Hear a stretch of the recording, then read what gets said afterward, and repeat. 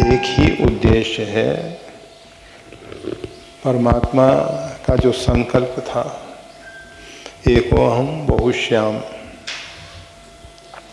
एक से अनेक हूँ, इस विषय में अनेक प्रकार की बातें की जाती हैं कि परमात्मा के अंदर ये अभिप्सा क्यों हुई, एको अहम बहुश्याम, एक से अनेक होने की ये जो इच्छा है परमात्मा के अंदर क्यों हुई।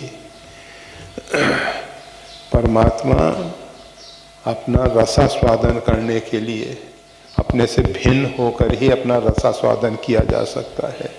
अपने आप को जानना है। अगर जानने वाला ज्ञाता ज्ञेय से भिन्न है तभी वो जाना जा सकता है, परंतु अगर ज्ञाता स्वयं अपने आप को जानने की चेष्टा करे तो कौन जानने वाला है। और वास्तविक में होता यही है। साधना में जब जीव आगे बढ़ता है तो पाता है कि अपने से भिन्न कुछ है ही नहीं, अर्थात परमात्मा से भिन्न कुछ है ही नहीं। परमात्मा जो है सर्वत्र परिपूर्ण है। और जब देखता है कि परमात्मा से भिन्न कोई है ही नहीं, कुछ है ही नहीं, तो कौन किसको जानेगा। रामकृष्ण परमहंस कहा करते थे, नमक की पुतली सागर की थाह लेने के लिए गई। अब वो नमक की पुतली है, सागर की थाह लेने जाएगी तो उसमें गल जाएगी, विलीन हो जाएगी। यही स्थिति जीव की होती है। जीव जब अपने आप को जानने की कोशिश करता है, को अहम, मैं कौन हूँ, तो होता यही है कि जानने वाला ही समाप्त हो जाता है। केवल जो रहता है अनिर्वचनीय रहता है, जिसको शब्दों में व्यक्त नहीं किया जा सकता है। हमारे पास शब्द जो हैं बहुत सीमित हैं और उस परमात्मा को वाणी के द्वारा व्यक्त नहीं किया जा सकता है। वैसे हम और आप सब अनुभव करते हैं अपने जीवन में। जीभ जो बोलने का काम करती है बाघेंद्री के रूप में, और वही जीभ रसना के रूप में स्वाद लेने का काम करती है।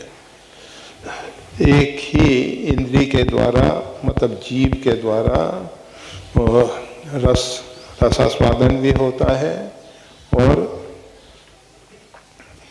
बोलने का काम भी होता है।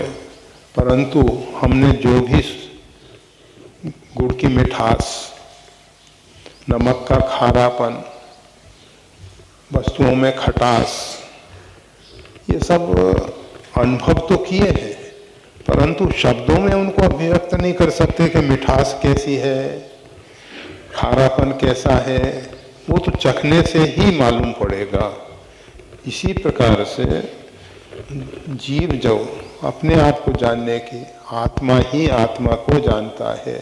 जब तक हम आवरणों से घिरे हुए हैं, अपने स्वरूप से भिन्न हमारा स्वरूप जो है ढक गया है। जीव का स्वरूप क्या है? साधारण रूप में माया ईश ना आप कहूँ, जान कहिए सो जीव।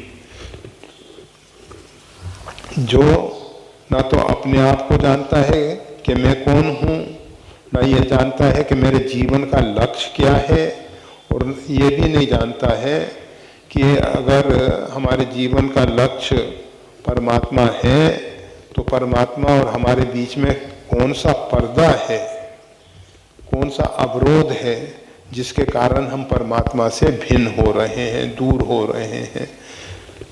ये बद्ध जीव का लक्षण है। जब जीव सत्संग में जाता है, महापुरुषों का संग करता है, अथवा नाम सुमरन करता है, सत्स्वरूप परमात्मा का ध्यान करता है, तो उसके अंदर एक मुमुक्षा पैदा होती है, एक इच्छा पैदा होती है। मुमुक्षा अर्थात ये सब बंधनों को तोड़ के हम जो काल कर्म इत्यादि के बंधन हैं, अब आपको देखते हैं एक छोटा सा, अभी थोड़ी देर पहले ऊपर बताया गया, अभी 6 दिन का शिशु, उसके किडनी में जल आ गया, अब उसके कारण शरीर को जो तकलीफ इत्यादि, अब उसने वर्तमान में तो कोई कर्म किया नहीं है ये, और कर्म प्रधान विश्व कर रखा, कर्म के अनुसार ही कठिन कर्म गति जान विधाता, जो शुभ अशुभ सकल फलदाता। कर्म का फल ही जीव को सुख दुख देता है, हमारा कर्म का फल हमको सुख दुख देता है। तो उसने पूर्व जन्म में जो कर्म किए हैं उसके अनुसार, तो ये जो जीव है कर्म के बंधन में जो फंसा हुआ है, इससे उसको मुक्ति की इच्छा होती है, उसको कहते हैं मुमुक्षा। कर्म का बंधन ना हो, हम कर्म तो करें, क्योंकि बिना क्रिया किए बिना कर्म किए हम रह नहीं सकते हैं, एक क्षण भी नहीं रह सकते हैं। हमारा जीवन जो है, हम चाहें कि निष्क्रिय होके बैठ जाएं, ऐसा होता ही नहीं है। हम जिस समय प्रगाढ़ नींद में होते हैं उस समय भी वो एक कर्म बन जाता है। हमें नहीं मालूम है कि हम सो रहे हैं, परंतु जागने पर आज बहुत अच्छी नींद आई, अनुभव होता है कि आज बहुत अच्छी नींद आई, परंतु सोते समय हमें ये भान नहीं था कि हम कहाँ हैं, किस गांव में हैं, किस नगर में हैं, किस भवन में हैं, किस पलंग पे हैं, हमारे साथ कौन है, बाहर का तापमान कितना है, बाहर का वेदर कैसा है, कुछ नहीं जानते थे उस समय सोते समय। जागने पर हमको लगा कि आज बहुत अच्छी गहरी नींद आई, और जब तक जीव को गहरी नींद नहीं आती है तब तक उसको पूर्ण रूपेण जो रिलैक्स मिलना चाहिए वो नहीं मिल पाता है। इसलिए प्रगाढ़ नींद जरूरी है, परंतु वो कैसे होता है, क्या होता है, अंदर की कौन सी घटना घटित होती है, कौन सी क्रिया होती है। प्रगाढ़ नींद में हम अपने हृदय स्थान पे होते हैं, और हृदय स्थान में परमात्मा के साथ विराजमान होते हैं। उसके कारण हमको एक स्फूर्ति, शरीर में ऊर्जा इत्यादि सब प्राप्त हो जाती है, जिससे हम 24 घंटे तक आराम से जी सकते हैं। तो जीवन में भी जो हमको जागृत अवस्था में परमात्मा का अनुभव हो, परमात्मा के सानिध्य का अनुभव हो, परमात्मा को हम प्रत्यक्ष समझ सकें कि परमात्मा हमारे साथ हैं। कहने के लिए आज तक हमने कहा है, सुना है कि परमात्मा हमारे साथ हैं, परमात्मा सब जगह परिपूर्ण है, परंतु आज तक अनुभव नहीं किया। तो जीव जब तक इस बात का अनुभव नहीं करता है कि परमात्मा हमारे साथ हैं, जागृत अवस्था में उसको अनुभव होना चाहिए। जो सुषुप्ति में उसको मालूम तो नहीं होता है, परंतु घटना अंदर घटित होती है कि वो परमात्मा के साथ होता है। इसी प्रकार जागृत में भी हम परमात्मा के साथ हैं, परंतु वो परमात्मा के साथ रहने पर भी हम परमात्मा से अनभिज्ञ हैं। परमात्मा के विषय में हमको कोई बोध नहीं है। जो जो ऊपर से लादा हुआ ज्ञान है, भर दिया हुआ ज्ञान है, लोगों ने समझा दिया है, वैसा वैसा हमने सुन सुन के मान लिया है। वास्तविकता इससे भिन्न है।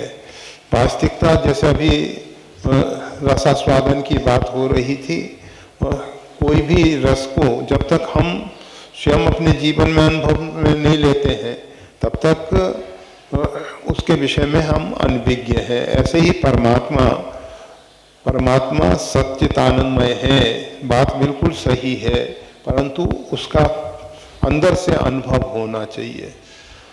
जैसे मधुरता का हमने मिष्ठान ग्रहण करने के बाद, गुड़ खाने के बाद, मिश्री खाने के बाद अथवा अन्य मिष्ठान खाने के बाद मिठास का अनुभव किया है, मधुरता का अनुभव किया है। उसी प्रकार से परमात्मा का भी हमको अनुभव होना चाहिए। और जब हमको परमात्मा का अनुभव होगा हम पाएंगे कि हम परमात्मा से भिन्न नहीं हैं। और परमात्मा से जब हम भिन्न नहीं हैं तो परमात्मा जैसे ही हैं, जैसे परमात्मा सच्चित आनंदमय है उसी प्रकार से हम भी सच्चित आनंदमय हैं। ना तो हमारा जन्म है, ना हमारी मृत्यु है, ना हम कर्म के बंधन में बंधते हैं। जिस प्रकार से परमात्मा सृष्टि का विस्तार करते हुए भी किसी कर्म के बंधन में नहीं है, परम स्वतंत्र न सिर पर कोई भावई मनई करो तुम सोई। तो इसी प्रकार से जीव जो है परम स्वतंत्रता का, स्वतंत्र अपने ही शासन में जीने लगता है। तो जीवन का उद्देश्य अपने आप को समझना है, परमात्मा को समझना है और परमात्मा को समझकर परमानंद में स्थित हो जाना है, परम सुख परम शांति पाना है। देखने के लिए धन्यवाद। श्री गुरुदेव की वाणी का और ज्यादा लाभ लेने के लिए कृपया हमारे चैनल को लाइक और सब्सक्राइब करना ना भूलें। चैनल का लिंक डिस्क्रिप्शन बॉक्स में उपलब्ध है। जय श्री राम।